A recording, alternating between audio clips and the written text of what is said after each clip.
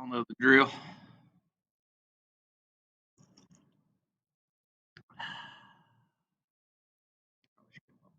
Look, make it a little easier. Woo. Give me a moment, children. Still getting ready here.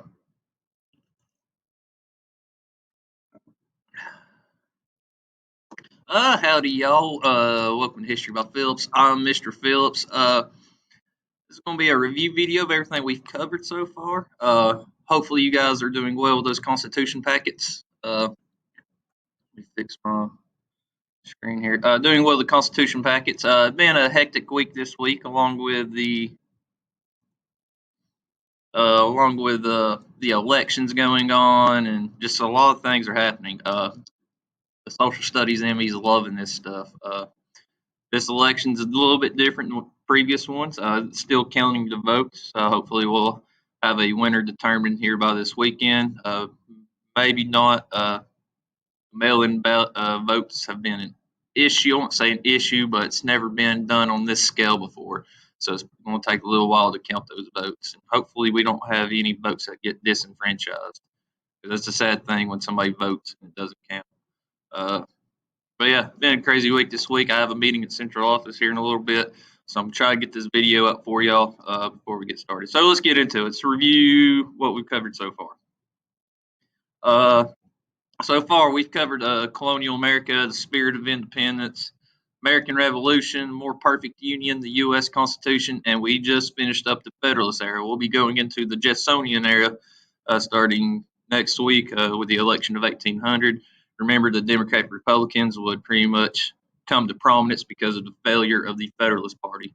We'll talk about that. Up here, you just notice a little image of the Overmountain Men, a little Tennessee history for you. Remember, the Overmountain Men were very pivotal in winning the American Revolution, especially down in the South.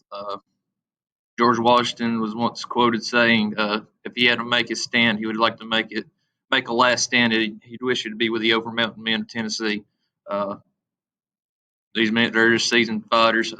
French and Indian War. They've been dealing with the Indians on the frontier. By the frontier, I mean Western Appalachia. A lot of these folks from Kentucky, Tennessee, South Carolina, North Carolina region. That's where they'll go. But let's get into colonization. So let me see if I can make this a tad bit bigger. Hopefully you learned in seventh grade. By the end of the seventh grade, you learned that Europe is exploring the world. We call this the age of exploration. Well, part of this age of exploration, Europeans discovered that there's two new land masses. Well, not new land, but new to them, the Americas. So immediately they start sending folks over there to colonize these areas. The big thing for these colonies was pretty much to make money. Their job was to send raw goods back to their home countries, back in Europe. They would process and manufacture that and make other goods out of them, make money, start trading on a global scale. Call it mercantilism, if you remember that from one of the first videos I ever did. Terrible looking back at it. uh, uh, yeah, but with this, you see 13 colonies start to form. There's three distinct areas you need to make note of. When you got the New England colonies, the middle and the southern colonies, uh, distinct in their own ways. Typically, further north you go is more religious ties. They wanted to get away from Europe, have some religious freedom, do what they want. Well, not do what they want, but worship how they want to. A lot of these folks have problems with the Anglican Church. When I say Anglican Church, pretty much think of the official Church of England. They had problems with it. They had some problems with Catholicism. So a lot of these Protestants would come over here. You see them in the form of separatists, Puritans, even Baptists and Methodists started appearing, especially in this area. Baptists would be uh, very prominent, especially because of the circuit riders. But we can talk about that in a moment. But yeah, typically further north is typically for religious reasons, and further south you went, typically for economic reasons. This area is very fertile for farming. You start seeing slaves being imported on a mass scale, part of the triangle trade. If you remember when we talked about the triangle trade, we start seeing a lot of slaves getting shipped into America, especially in the American South. Be an issue, still an issue to this day. Slavery not, but racism is. Uh, But yeah, this is pretty much the start of slavery in the Americas for what we consider American. I digress. We'll be talking about that. We'll be talking about social reforms and these abolitionists like Harriet Tubman, John Edwards. I can't believe my mind's slipping right now. The prominent ones. We'll be talking about that here soon in this class. Uh, but the big thing from this was the Great Awakening. So typically, Britain, remember, we're all still British citizens at the time for the most part. Uh, Typically, Britain, they would send their own governors or mayors to come rule in these colonies. Well, with this religious fever going around, imagine just at good old fashioned revivals everywhere. Uh, with this, these folks started picking their own church leaders, started making their own rules. You start seeing them get together in these town meetings. They start developing it as like, well, if we can pick our church leaders, some of that's important for my religious life, my salvation, things like, why can we not pick somebody to rule ourselves politically instead of having to rely on Britain to send somebody across an ocean and start ruling us when they don't really know what's going on here? So this concept of, hey, we can elect our own religious leaders, why can't we elect our own uh, political figures? You'll start seeing this. It'll very, very instrumental in the formation of the republic and how our republic functions today. Uh, we'll move on to the spirit of independence. Remember, we're still British subjects at this time. Uh, my seventh graders from last year, hopefully they know this by now. I beat it into them like a drum. Basically, when Britain and France are bored, they go to war. Especially in this time period, like the Middle Ages up till about 1800s or so. Uh, they go to war. They just don't like each other. Well, there's a big thing: the Ohio River Valley. Various reasons why they wanted it. One, it has a lot of beaver. Beaver fur, you can think of it as like the Gucci of the day. Just people wanted it. It was a hot commodity. Uh, we ended up beating the French, uh, but Britain passed a law called the Proclamation of 1763, stating that colonists could not settle west of the Appalachia. Now the problem with that is a lot of this war is fought in this region right here, but they are banned pretty much to the east side of the mountains. Uh, Makes a lot of folks upset, especially when King George starts trying to put his own governors in with the Quebec Act. But we'll digress with that. Also, they're upset without no taxation without representation. Remember, Britain is taxing the colonies because the French and all wars cost money, so they need to pay off this war debt. Now, in reality, these colonists, these Americans, their taxes compared to everybody else in the British Empire are very low compared to everybody else, very low. But the simple fact that the government is going to take your money and not let you participate in government. You can't vote, you can't attend these meetings where legislation is discussed. This starts upsetting the colonists. Like, why are you taxing us and not letting us participate in government? No taxation without representation. Uh, I eventually get tired of this. They declare their independence, so the Declaration of Independence, so they end up getting signed on July 2nd, but it doesn't become official till July 4th. So that's why we celebrate on July 4th. Shoot off the fireworks. Woo, America. We'll get into that in a moment. Oh, yeah. We talked about the war kicks off pretty much. Remember the area of the country that just don't like King George and his policies is Boston. Boston. Now remember, there's kind of two camps with the colonists at the time. You have the patriots, the ones that are trying to separate from Britain. Then you have the loyalists, the ones who want to stay with Britain.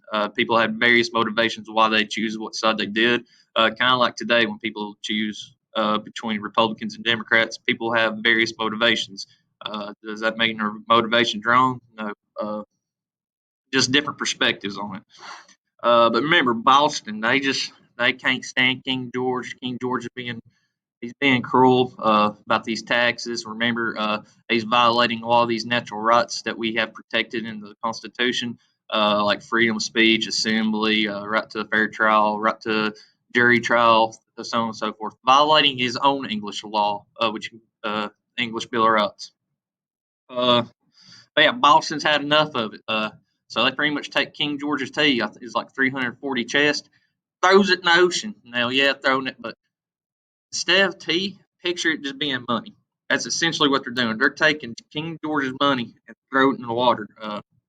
Upset about it, don't like it. So King George retaliates. I don't know if you guys remember, we talked about the Battle of Bunker Hill. A lot of the fighting happened on Breed's Hill. Uh, right here will be Breed's Hill, then Bunker Hill. But you have the British; they pretty much surround the Boston Harbor. You have the colonies; they're up here trying to make a stand to hold them off. I love this map, by the way. The first they knew the British were coming, they'd fight them off, as you can see here. Did a couple times, so they pretty much ran out of ammo. Once they ran out of bullets, I mean, they had to back up and retreat, as you can see here. And they eventually went back. Britain would eventually win this battle, but they lost so many casualties. Would you really consider it a victory? With this, Boston's pretty much kicking off the war. Remember, the shots heard around the world, Lexington and Concord. The militia was able to make the deadly British military look like fools. King George has had enough of that. Now brings us right into the American Revolution. Now, on paper, the American Britain should have won this war. They have the deadliest army, the deadliest navy. They're the most well funded, most experienced, best weapons and technology. They haven't made it's hard to mess with Britain at the time. Meanwhile, you have America. They just started a brand new country. They have no army. They're relying on militias right now. They have no navy. Heck, they don't even have a government. They're trying to create all this while fighting the biggest superpower in the world. Uh, America should have lost, but there's a couple of reasons why they win. One, obviously, a guy named George Washington, veteran of the French and Indian War. He ended up being a prisoner of war for a little bit. Come back, lead the Continental Army. He's from Virginia. Being a person from Virginia, kind of like a status symbol. Like, hey, this dude's up really well to do. But yeah, George Washington, his leadership would help win the American Revolution. But the big thing was our allies, namely France. There's a guy from Prussia named Frederick von Steuben. Pretty much pre-trains the Continental Army. Doesn't really show them how to fight. So he shows them how to use bayonets. But the big thing von Steuben would do is pretty much fix the logistics. Like, hey, we need uniforms. These soldiers need to know how to march in formation. They need to know how to brush their teeth, clean behind their ears. Everybody's getting sick. Remember, the biggest killer in this war wasn't bullets or knives, it was disease. So von Steuben would help fix all that. Another guy I want to make note of is this loon right here, John Paul, Paul Jones. John Paul Jones. Remember, this dude's crazy. America don't have a navy at the time. This dude is what we consider a merchant. So he just has like a little regular boat. Uh, he's like, you know what? I'll help America in this. So he pretty much jerry rigs his boat. He puts a cannon on it, and he goes to Britain and takes on one of Britain's biggest warships, the Cerberus. Takes it on, fighting 4 hours. They asked this guy if he's ready to quit because it ended up being a stalemate. The analogy I like to use for this is picture a tank versus a beat up Toyota. Basically, he had to outmaneuver him and stuff. It just lasted all day in the water. Eventually, the British captain was like, "Hey, you ready to surrender?" This man says, "Not. I have not yet begun to fight." Ends up taking over his boat. Yada yada yada. But this brings me to my little tidbit of American history. Now, this by far is my favorite American flag. Uh, look up John Paul Jones' flag and see if you can tell me why the American flag looks goofy like this. I love this flag; it's amazing. But yeah, do some research, figure out why this American flag looks goofy. Uh, but I digress. But yeah, basically the reason why we won the war is Britain. They just don't have friends. We do, namely France, and a little bit of Spain. Spain's helping us, supplying us from Florida a tad bit. But a lot of foreign allies. That's the big one. Without our allies, we'd still be British today. Uh, God forbid we speak with our accent. I know mine ain't the greatest, but I'd rather sound like a hick than a Britain person. You know, it's I digress. So a more perfect union. So basically, the war's won. We gotta rebuild this country or start from scratch up. They start developing pretty much. Think of them as rule books, guidebooks. The first one they came out with was the Articles of Confederation. Now, Articles of Confederation it was a good start. It wasn't perfect. Didn't allow the federal government to do certain things like run the military, issue and print money, collect taxes, so on and so forth. And plus, it was hard to get everybody to agree because back then you had to have every single state agree. If one state said no, it couldn't become a law. They've changed that to like a three-fourths majority. Uh, but yeah, it was bad. One thing that highlighted the ineffectiveness of the Articles of Confederation was Shays' Rebellion. Remember, these folks were upset from the American Revolution. These soldiers were due paychecks. They still weren't getting paid, but yet you had the government foreclosing on their bank or foreclosing on their homes and farms and stuff. So they rebelled against that. They started harassing these judges, tax collectors. It took George Washington and a militia to go up there and stop that. Uh, George Washington couldn't use the army, wasn't authorized. The Articles of Confederation didn't allow it. So we end up working that out. We get to the U.S. Constitution. The U.S. Constitution has several European influences. Remember John Locke? John Locke is about natural rights or your God-given rights, or you're born with these. Life, liberty, and the pursuit of happiness, life, liberty, and property. Uh, all this. Also, we talked about Baron de Montesquieu. Montesquieu's big. He's a French philosopher. The big thing we take from him is the separation of powers. You can find that in the way we structured our government. Our federal government. If you don't remember, it has three branches. First is the executive branch. That is pretty much the president and his or her uh, advisors. Remember, the cabinet is advisors, experts that help that person make wise decisions. Then you got the legislative branch that makes up of that is Congress. Now, Congress is made up of two things: the Senate. Every state gets two senators. Then the House of Representatives, and that is based on a state's population. For instance, this last election, I'm sure you've seen some maps out there. California, the most populous state, they have 55 votes. That's because they have 53 representatives and two senators. Tennessee, on the other hand, we're about in the middle, lower middle when it comes to state populations. We have 11 votes. That's because we have 9 representatives and two senators. Add all those up. Now, people are trying to get to 270 to win. Last I checked, it was like 250 to 220 or something like that. Last I checked. I'll have to check in a moment. But then we moved on to the Constitution. Yeah, European influences. We talked about John Locke and his philosophies, or about natural rights, God-given rights. Baron de Montesquieu's separation of power. We also looked at the Constitution itself. You guys are working on a packet this week with it.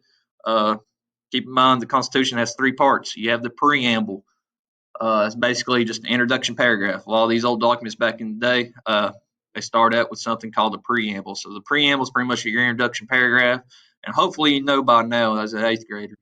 The introduction paragraph, what its purpose is, it pretty much tells you what this document is and what's its purpose. Then we move on to the articles. There's 7 articles. Basically, each article refers to a different branch of government. The ones I want y'all to really focus on in your packet this week is the first 3 articles. They go over the executive branch, like how do you elect the president, who can be president, what's the president's responsibilities. Same thing with the legislative branch, who can be in the legislative branch, how Congress is set up, how it's structured, how they should vote, things like that. Who can be a senator, who can be a representative, stuff like that. Then the Supreme Court or the judicial branch. How do you elect your justices, judges, things of that sort? It pretty much lays out what their responsibilities and what they're supposed to be doing. And lastly, we have the amendments. Now, I hope by now you realize the first 10 amendments is referred to as the Bill of Rights. Pay attention to those.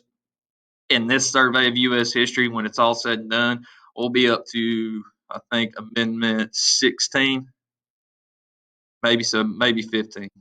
Definitely 15, maybe 16. I'll have to look ahead. But know the first 10. Just know. It's good to know. It'll help you for the rest of your academic career. Oh, I'm about to put something. I forgot what I was going to put. But that would bring us into the Federalist Era, what we just covered last week. I remember Washington's famous, other than Ben Franklin, he might be one of the most famous Americans at the time. French and Indian War veteran, American Revolution veteran. Everybody loved him. He becomes president. Well, as president, he chooses his boy John Adams to help him out as vice president. Uh, but George Washington was set what we like to call precedents. Now, that's a $2 word. You'll probably see this on your tea caps and all that. Uh, all it is he pretty much set the standard. President served 2 terms. Big thing is neutrality. He doesn't like in having permanent alliances, perpetual alliances. Uh, so he keeps America isolated for the most part. We'll become an isolationist nation for a while. We try not to have many dealings with Britain, try not to have many dealings with France. We try to keep it to ourselves. We'll be exploring that a little bit more next week when we talk about the Monroe Doctrine. Basically, if you want to skip ahead, the Monroe Doctrine pretty much says, hey, Europe, don't you cross this line in the ocean and we won't bother you. Basically what it is. But before George Washington steps down is a very sentimental event. Everybody's hugging him, crying. They just love this man. Uh, but before he leaves, he's like, "Hey, watch out for these factions." He's worried about these factions. What he's referring to is political parties. What me and you would realize as political parties. He's starting to see in his cabinet the Secretary of State Thomas Jefferson. He's starting to lead a group in the legislative body in Congress, a group called the Democratic Republicans, and Alexander Hamilton, Secretary of Treasury. He starts leading a group called the Federalist. There's some differences between there. Hopefully, you paid attention last week, learned a little bit about them. But basically, Federalists they like a strong central government, while the Democrat Republicans prefer the state governments to have more power than they do. Uh, Typically, the Northerners are Federalists, while the Southerners are Democratic Republicans. A lot of that has to do on the tariffs. Remember, we're putting tariffs on British goods, so Americans are forced to buy American-made goods, which is excellent for the North because their economy is based on manufacturing. They got these factories and textiles mills; they can do this. Meanwhile, the South, they're having to pay more for their stuff because they didn't really put much time into manufacturing. They put their stuff based on agrarian economy or a farming economy. So they don't have these factories and textile mills to make all their stuff. They just grow cash crops, mainly tobacco and cotton, so they're having to pay more for these goods all of a sudden. So that'll make a split between the two. Uh, so on and so forth. Oh yeah, we talked about John Adams becoming president. Everybody thought it'd be good. I mean, he's George Washington's right hand man. Uh, Everybody thought he did good, but remember the election in 1796. You had John Adams, a Federalist, as president. Then you had Thomas Jefferson as vice president, a Democrat Republican. We had those rules back in 2016. We'd have Trump as president and Hillary as vice president. Obviously, we've changed it since then, so we don't have that issue anymore. Some things you just have to learn through experience. You can't think of everything. Experience is often a great teacher. Uh, but yeah, you have the Federalists and Democratic Republicans. The Federalists just end up pooping the bed, just to say. They make a lot of folks mad. The XYZ affair and their dealings with France.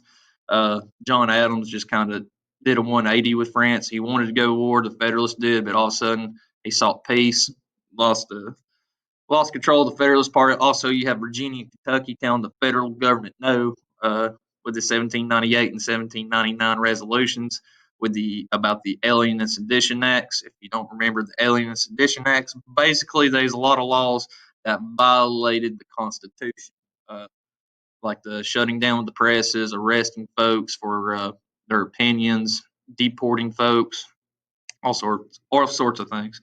But this would pretty much put a sour taste in a lot of folks' mouth about the Federalist Party, and this would set up Thomas Jefferson to win the election of 1800. And we'll be talking about the Jeffersonian uh, era next week, starting Monday. But yeah, you guys have no admit. I think it's all. Yeah, you guys have no Edmentum work this week. The only thing I have y'all doing is that paper packet about the Constitution. It's an easy week this week. I'm having to get reset. I don't know if you can see my class. I mean, obviously you can't, but I've got papers stacked everywhere, using this week to get reset, so on and so forth. But this has been History by Phillips. I've been Mr. Phillips. Uh, well, not study block today. I got that meeting. Hopefully, I'm hoping to have study block tomorrow at 1:30. But until then, this has been History by Phillips. I've been Mr. Phillips. Take care. Stay safe. Peace.